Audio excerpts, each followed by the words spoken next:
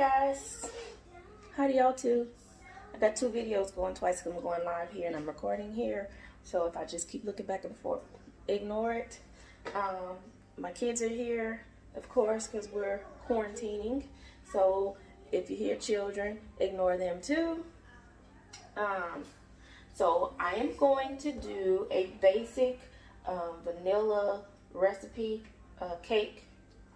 So I know a lot of people struggle with finding like a good vanilla recipe, because I did too, and it took me like 2 years to figure it out. So I'm a little ghetto when I cook, so don't expect little fancy little cups with pre-measured stuff and all that, because I don't do that. First, wash your hands. It's very important. Wash your hands. I've already washed mine.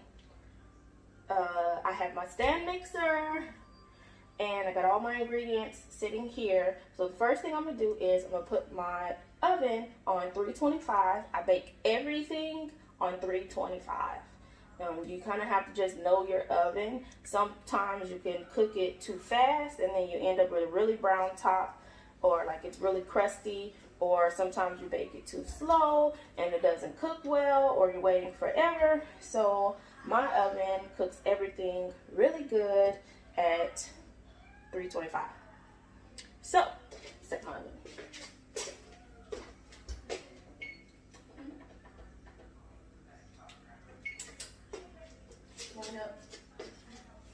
Okay. Zion wants to help me, my daughter. Say hi. Hi. So, first thing you're going to do, this is a really important step. A lot of recipes are like, put this, and then put that, and then put that, and put that, and they're like, if you don't do it that way, it's not going to come out right. Well, from all the experimenting that I've done, the only thing that I've found that you must do is to beat your sugar and butter together really, really, really, really well. So, I have my room temperature butter. See, it's all nice and like squishy. And then they also say everything has to be room temperature. They lied about that too. And the only thing that I make sure is room temperature is my butter. Because if you try to do it when it's not room temperature, you're going to struggle. Because I struggle trying to be quick. So, don't do that.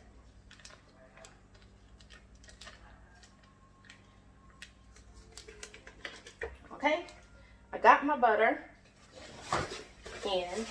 Now I'm going to put 2 cups of sugar. It's my 1 cup measuring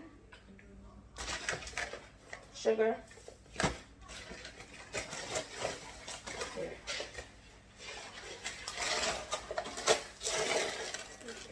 No, you didn't wash your hands. Go wash your hands. You almost got me.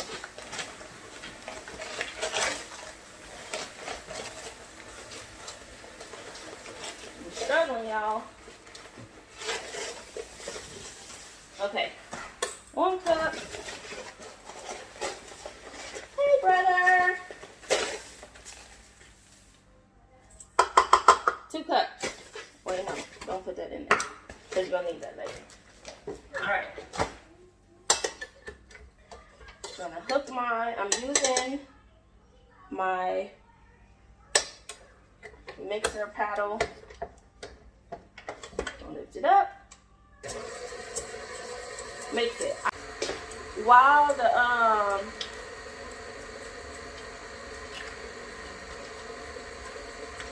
the sugar and butter is mixing, I like to put the vanilla in with it right now.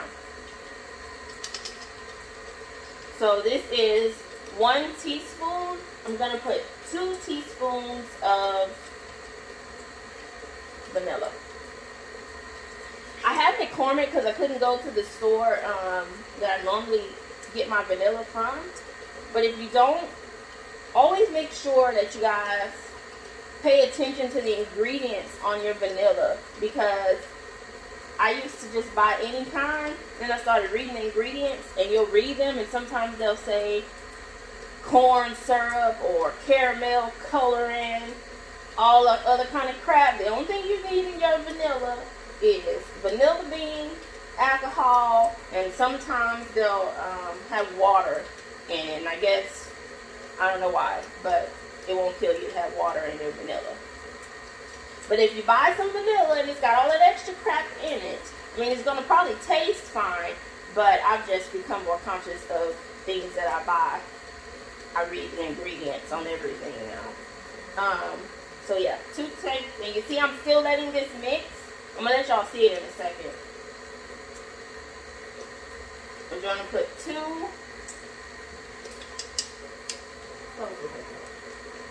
2 teaspoons. Really white and fluffy.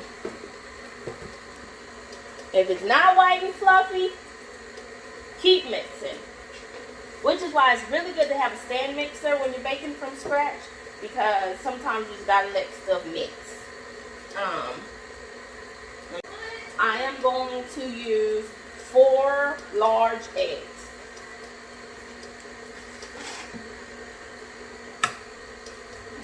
So some people too like to like white cake. I don't care. But if you want white cake, you will take the yolks out. But here's the catcher on that. If you take the yolks out, you're going to have to substitute an additional fat, because the yolk and the eggs both play a part when you're baking something. So if you take one or the other out, you got to put something back in. So if you only use the egg whites, I suggest to put 1/4 of a cup of cooking oil, like vegetable oil, canola oil, something like that, in it. And so that you'll end up with a dry cake. And that's okay. I got my eggs in. Now I am going to put, I'm using cake flour. So cake flour already has leavening agents in it, so you don't need a whole lot. So I'm going to put baking powder, but I'm only going to put 1/2 teaspoon in.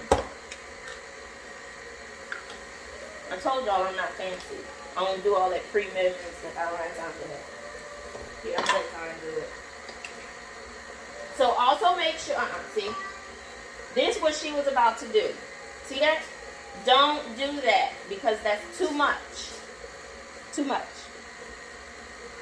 You want to scrape it against the side or take your finger and make sure that it's even at the top, because the little thing is measured out for how much you need on the inside. So if you pile it up on top, that means that you're putting more than what you're supposed to. So you want to take your spatula and scrape down the sides when you're using a mixer, because it'll push everything over to the side, and then you'll end up with like clumps of butter and stuff, and then your sugar and stuff won't get all the way mixed in. I'm going to add a pinch of salt. So you'll notice in a lot of baking recipes that they say to add salt, and you're like, why do I need salt? Salt is a flavor enhancer. So when you enhance, when you add salt, it's just bringing out the flavor more. So I'm like barely gonna put any in there, because you don't want salty cake, right? I don't know if y'all can see that, but this is all I'm putting in there, right? Throw that in there. Done with that. Now, okay, so you're gonna need 3 cups of cake flour. Girl! Alright, shake it off, make sure that your top is flat.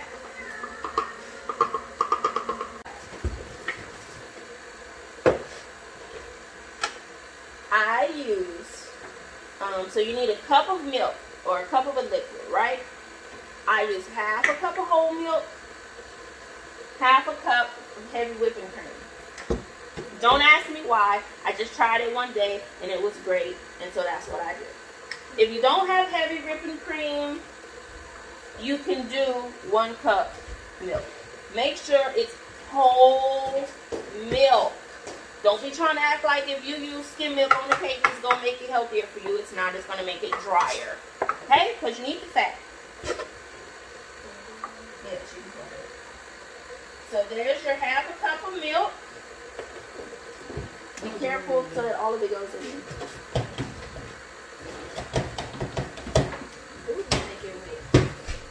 Alright? Now, I'm going to do... You did? Half a cup.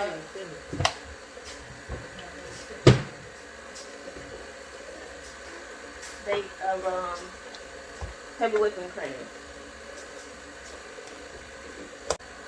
Sour cream. Now, you don't have to put sour cream in there, but remember I said fat.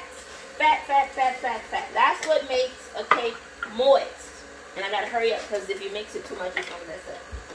So, sour cream, 1/4 of a cup. I'm just gonna scoop that, pop it in there. What happened to the dogs? Y'all ate them. That's what happened to them. I can just look at them. That's it. No, you put that in the sink. All right, so I'm gonna spray down the sides before I put it into the baking pan, because again, if you don't have the paddle that has the little rubber things that scrapes the sides as you go, you end up with clumps. And when you end up with clumps of sugar and butter in your cake, it's gonna bubble up and pop to the top, and then you're gonna look like holes at the top of your stuff. If you want all of your stuff to look the same, then you want to make sure that you're scooping the same amount of batter into each little spot. So I just rinse this out for when I get the got powder all over me, y'all. All right. Just wait a second. Do this first. All right, so scoop it out.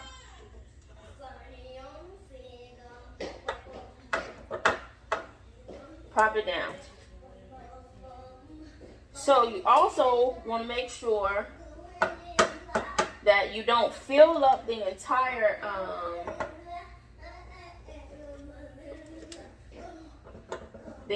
space, because cake rises, and if you fill it up completely,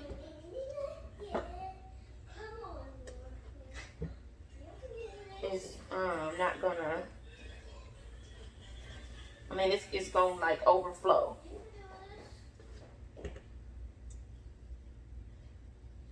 So, another thing I like about this recipe is it's very versatile. Like, I can make red velvet, I can make, so I have it in there, but you see how it's all like sitting up? So I'm just gonna tap it on the counter, kind of like to get it to, sorry, I know that's loud. My girls know when I'm up baking because they hear me clinking and going on. So you also, too, what I'm doing right now is kind of like cleaning the edges off, because if you leave a lot of cake batter like all over the thing, it's gonna burn. Those particular pieces are gonna burn, and you're gonna have little black crusties everywhere. Do that. Don't go by the color. You want to take your finger very lightly and tap the top of it. If the top of it springs back up when you tap it, not jiggle. If it jiggles, it's not done. If it springs back up like a soft, fluffy cotton pillow, it's done. Okay?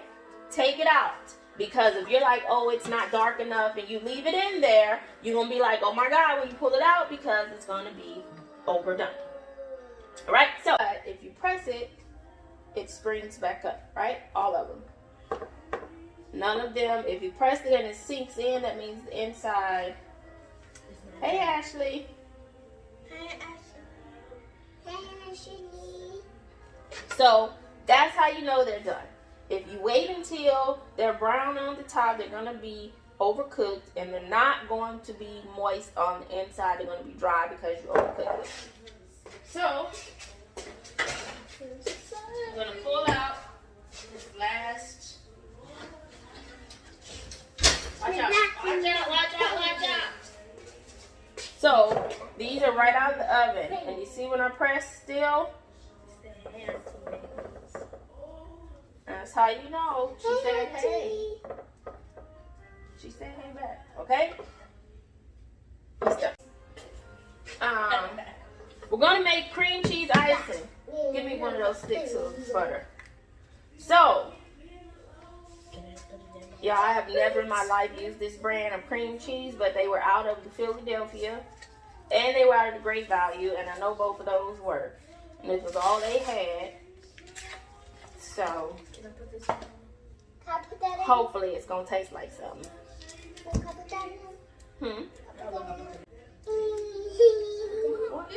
Alright, so, when you're making cream cheese icing, I got 1 block of cream cheese. Oops. Oh, hold on. Wash your hands. Oh, I'm on my hands. Okay, so you're going to mix the cream cheese and the butter together until it's smooth. When you're making cream cheese icing, if you don't mix those two together until smooth, you're going to have clumps of cream cheese in it. And if you've ever had cream cheese with no anything with it, it's nasty. Yeah. So you turn it on, and you're just gonna mix it until it's all the way mixed together, nice and smooth. A tablespoon of vanilla. Tablespoon.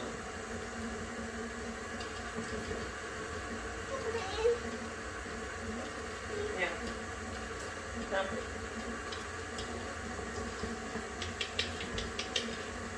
You don't see that? Smooth. That's what you want it to look like.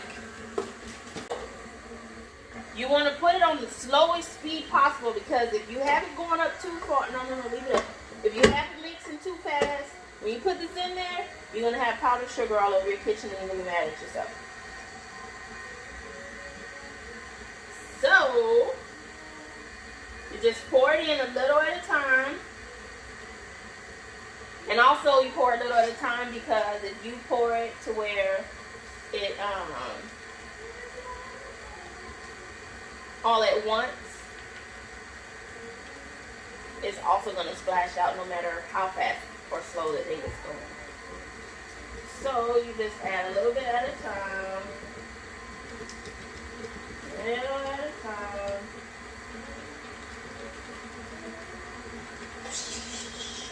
So I said in my video before this that there are a lot of things when I'm baking that I let mix and mix and mix and mix and mix, and icing is one of them. Clumpy. We don't want clumpy. We want smooth and fluffy. I like smooth and fluffy icing. So I'm gonna turn it back on the mixer, and what I'm gonna do is I'm gonna add on a teaspoon at a time of water until I get the consistency that I want.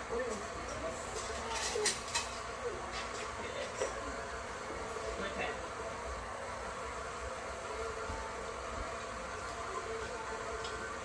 All right, that's 1 teaspoon.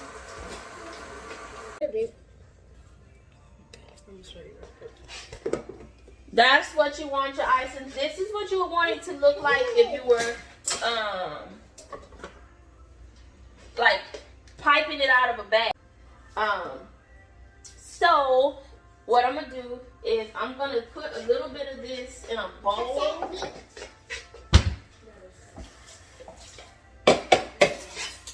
And I'm gonna melt it, and then I'm gonna put it in the piping bag, and like while it's kind of melted, I'm gonna drizzle it on top, and that way it's not like big thick lines because they're so small. It's not like really big thick lines in it. And you don't want to microwave it any more than like 15 to 30 seconds depending on your microwave. You got a newer microwave, it might only take 10 seconds. You got an older microwave, it might take 30 seconds. I mean, definitely not 30 minutes. But you don't want to heat it up to the point to where it's bubbling up. Because then your sugar and your fat and stuff is going to start separating. Okay.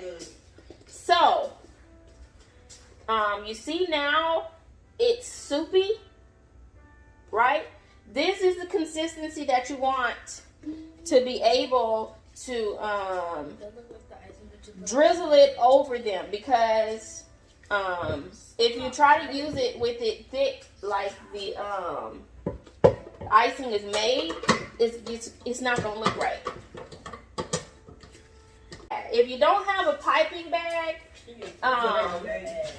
you can either use a Ziploc bag, but make sure it's a sturdy one, because if you use the little cheap flimsy ones and you squeeze it, all your stuff gonna squeeze everywhere. You're gonna be mad at yourself, so don't do that.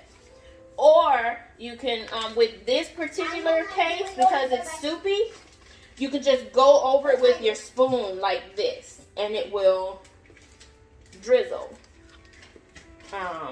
So when you're loading a piping bag, always fold the top of it over first, because if you don't, this is going to keep this part of it clean. So if you don't fold it over first and you just pour it in there, you're going to have a mess all over your hands. And you never want to fill it all the way up to the top, because if you fill it all the way up to the top, when you start squeezing, it's going to squeeze all over the top and you're going to mess yourself again. So don't do that.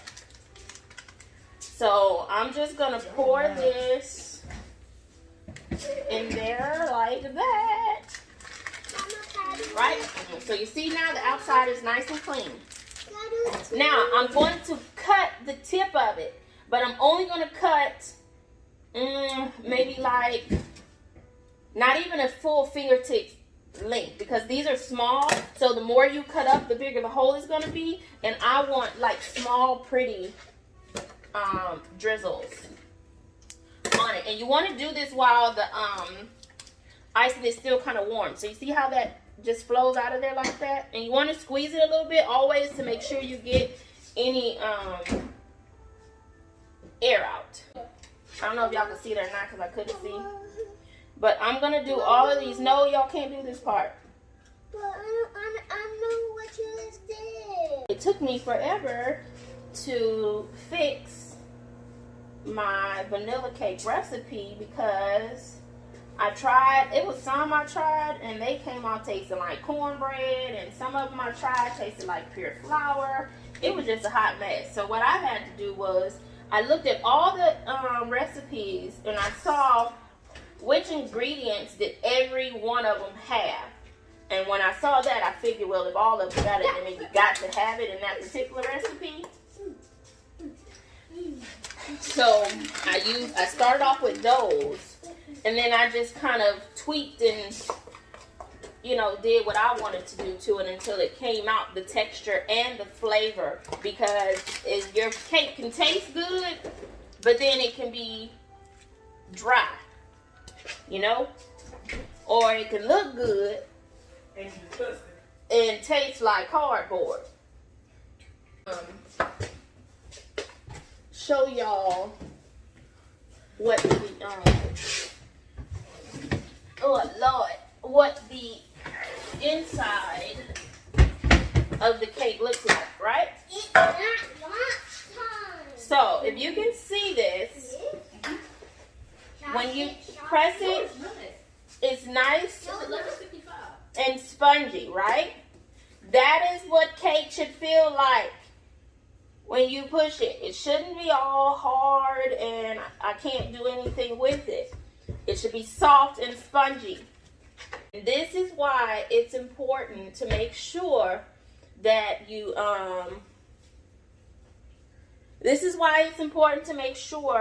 that you mix the butter and the sugar together, like really, really good until it's nice and white and fluffy, because that air that's getting inside of that sugar and butter plays part to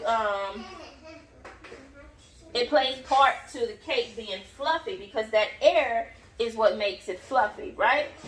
You're welcome. So, I'm gonna taste it. And this recipe really, you can eat it with any icing that you want, but it really tastes good with cream cheese. You see like how it's jiggling? Cake should jiggle. It should not be hard and tough, and it's nice and moist. You can tell when a cake is moist too, because when you cut it or you pick it up, the pieces, see how I'm like rubbing it, and the pieces aren't falling down? That's because it's moist and the pieces are being held together. If you get a dry cake and you do that, they're going to crumble down because it's dry and there's nothing holding the pieces together. So I ain't supposed to be eating this, but I'm going to. I took my walk this morning, so it'll be okay. Oh, man. Listen. This is why I can't lose no weight. Because I'm always in the kitchen. It's so good. So, it's nice. It's smooth when you bite into it. It's not overly sweet. It's good. Man, that's good. Okay, anyway. It's so good, y'all. I really shouldn't be this greedy, but it's good. So, yeah. So when I so what? Like I said, I'm gonna let those sit in the refrigerator for maybe like an hour. You don't want to ever put cake in the refrigerator for a long time with nothing covering it, because that cold air will dry it out also. So I'm just gonna put it in the refrigerator maybe like an hour or 30 minutes, depending on, just checking it to make sure that the icing is firm enough so that when I put it into the little individual bags, it doesn't, get all over the sides. So, oh Lord, that icing is delicious too, Jesus. Okay, so thanks for watching.